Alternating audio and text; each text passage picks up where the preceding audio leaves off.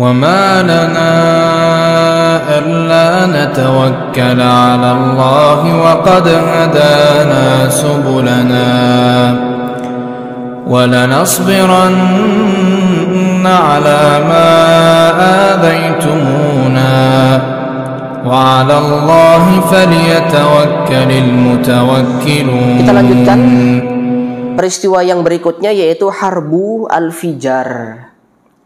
Harbul Fijar ini atau disebut dengan perang Fijar. Perang ini terjadi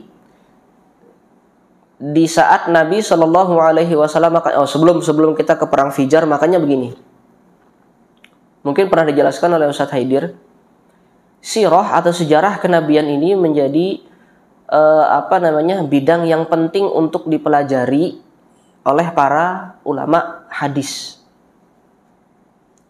Kalau para ulama fikih dan para ulama usul fikih, fokus mereka adalah kepada perbuatan-perbuatan atau ucapan-ucapan Nabi Shallallahu Alaihi Wasallam semenjak beliau diangkat menjadi Nabi dan Rasul, semenjak beliau mendapatkan tugas untuk berdakwah.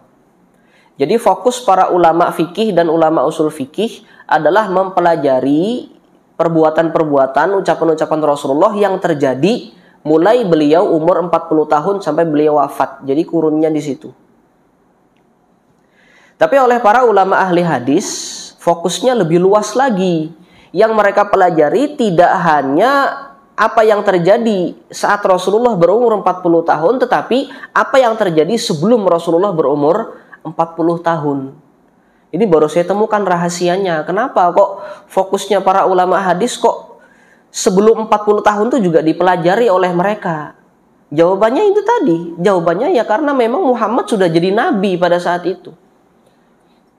Hanya saja kemudian beliau belum dapat tugas untuk tugas untuk menyampaikan risalah dakwah dan belum mendapatkan kewenangan untuk menjadi penetap hukum-hukum syariat. Makanya kemudian para ulama fikih dan usul fikih fokusnya mulai dari kurun 40 tahun sampai beliau wafat. Kenapa? Karena yang mereka pelajari adalah hukum-hukum syariat. Hukum-hukum syariat itu yang dijadikan fokus oleh para ulama fikih dan usul fikih. Adapun para ulama hadis yang mereka jadikan fokus bukan sekedar hukum-hukum syariat, tapi segala sesuatu yang terjadi pada saat Nabi Shallallahu Alaihi Wasallam hidup. Kan seperti itu. Karena di masa hidupnya sebelum umur 40 tahun pun beliau sudah menjadi seorang nabi.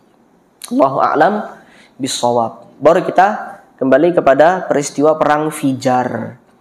Perang Fijar ini terjadi di masa Nabi Shallallahu Alaihi Wasallam sekitar beliau umur 40 tahun. Wali 20 sanatan min umrihi Shallallahu Alaihi Wasallam kanat harbul Fijar baina Quraisy wa man ma'hum min Kinanah wa baina Qais Ailan. Perang Fijar ini terjadi antara orang-orang Quraisy yang bergabung dengan Bani atau kabilah Kinanah, suku Kinanah. Quraisy bergabung dengan suku Kinanah, berperang dengan kabilah yang bernama Qais Ailan. Pada saat itu perang ini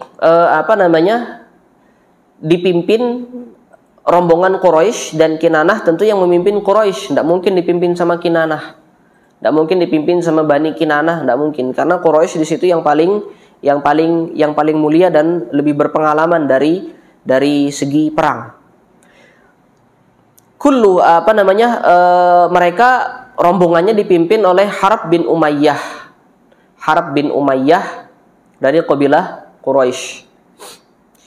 Wa kana adh-dhafru fi awwalin nahari liqais ala Kinanah. Awalnya perang ini dimenangkan oleh kubu yang berlawanan, yaitu kubunya Qais Ailan.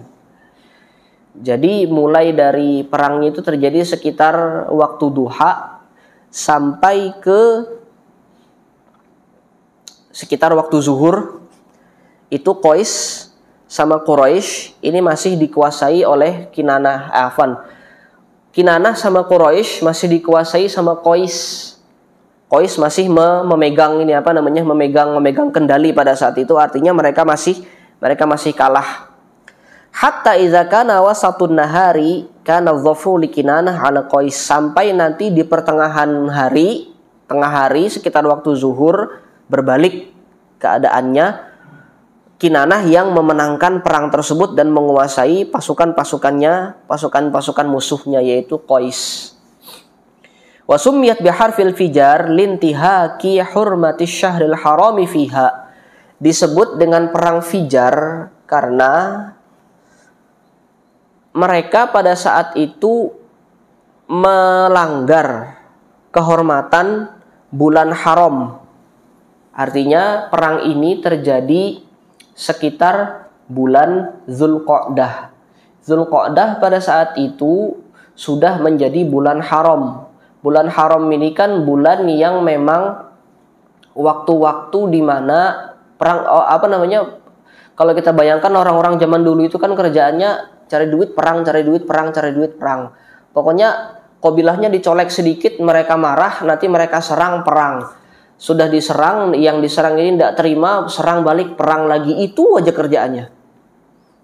Makanya tidak heran kalau orang-orang Arab pada saat itu kuat-kuat, karena memang kerjaan mereka hampir tiap bulan itu perang. Sampai-sampai mereka, mungkin pernah saya sampaikan di pengajian yang lain. Jadi urutan bulan haram itu kan Zulqa'dah, Zulhijjah, Muharram. 3 bulan. Baru kemudian nanti ada bulan yang terpisah, yaitu bulan Rajab.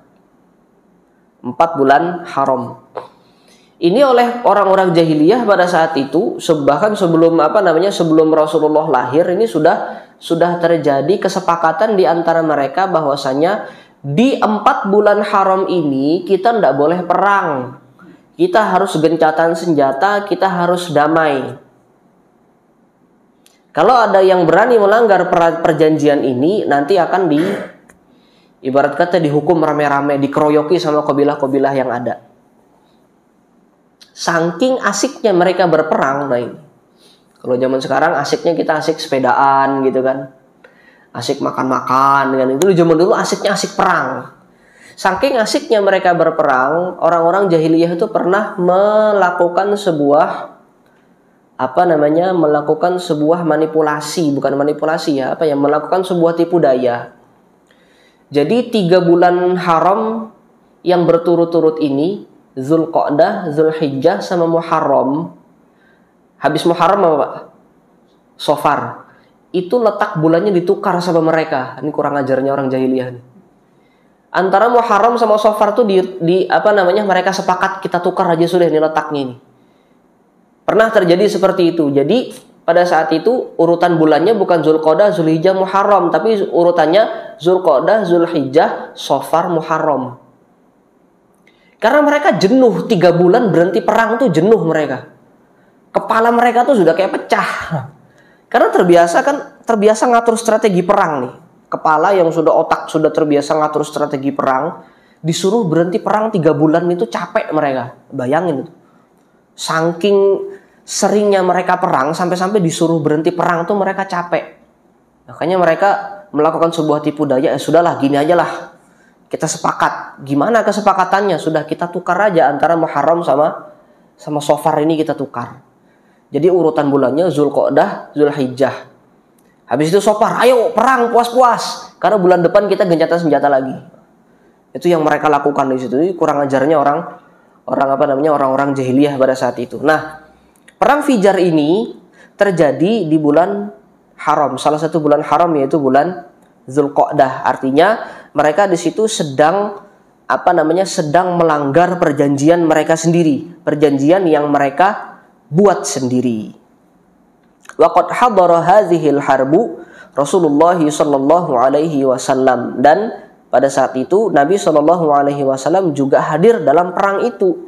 Jadi Rasulullah itu juga sudah terbiasa dengan suasana perang saat beliau masih muda, masih remaja tuh beliau sudah terbiasa dengan suasana perang.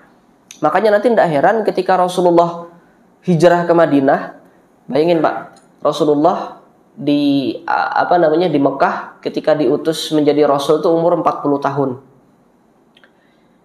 13 tahun ada di kota Madinah, 13 tahun ada di kota Mekah. baru kemudian hijrah ke kota Madinah.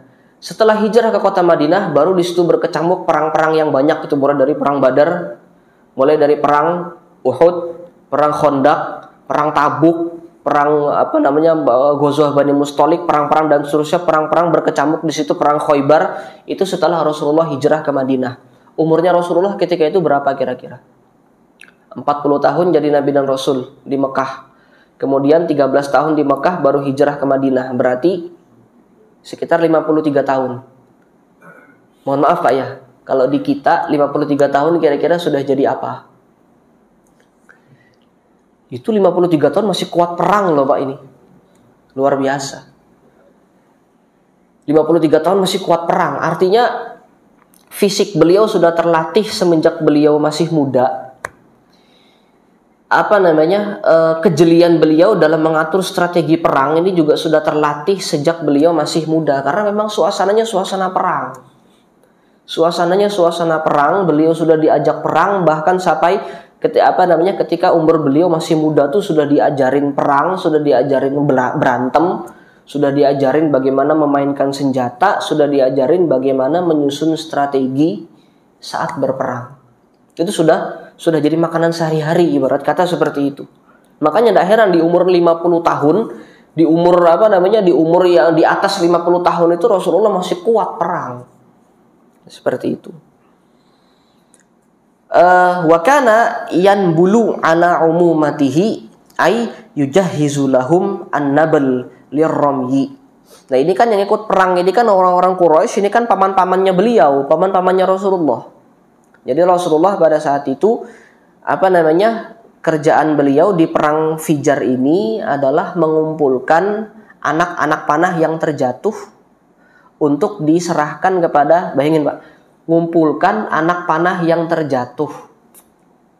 Bukan nyiapkan anak panah dari awal, tapi panah-panah yang jatuhan itu didatangin sama Rasulullah, diambil satu-satu. Itu kira-kira anak panah yang terjatuh itu jatuhnya di tengah hutan sana kah? Atau di tengah-tengah perang? Ini sambil ngumpulin anak panah jatuh ini, sambil seliuran ini panah-panah di atas nih. Sambil sambil telungkup begini, sambil sembunyi-sembunyi ngambilin anak panah jatuh. Keberaniannya sudah terlatih. Artinya kita ambil faedah di sini, kalau ingin mendidik seseorang itu untuk menjadi apapun, itu dididik sejak dini. Dididik sejak dini, diajarin sejak dini. Kalau kita mau anak-anak kita, keturunan kita itu menjadi sosok-sosok yang pemberani, ajarkan mereka keberanian sejak kecil. Kalau kita mau anak-anak kita itu menjadi sosok-sosok yang penyayang, pengasih, ajarkan mereka kasih sayang sejak kecil. Kalau kita mau anak-anak kita itu akrab dengan Al-Quran, ajarkan sejak kecil. Kalau kita mau anak-anak kita itu akrab dengan keilmuan syar'i, ajarkan sejak kecil. Ini pengalaman pribadi saya. Saya sama Ustadz Haidir sudah sejak kecil itu diajarkan akrab dengan ilmu-ilmu keilmuan syar'i seperti ini. Alhamdulillah bapak kami juga seorang dai, seorang penceramah, sering diminta untuk mengisi khutbah Jumat dan seterusnya. Tapi sekarang beliau sudah mempensiunkan diri karena sudah tua kan. Jadi kalau ada permintaan khutbah nanti seringkali diserahkan kepada saya atau Ustadz Haidir. Nah, jadi dulu saya ingat sekali itu, bapak saya kan ya namanya penceramah kan dituntut untuk terus mengisi keilmuannya. Jadi bapak saya punya koleksi buku-buku, tidak banyak sebenarnya. Punya koleksi buku-buku, ada buku hadis, ada buku fikih, ada buku tafsir.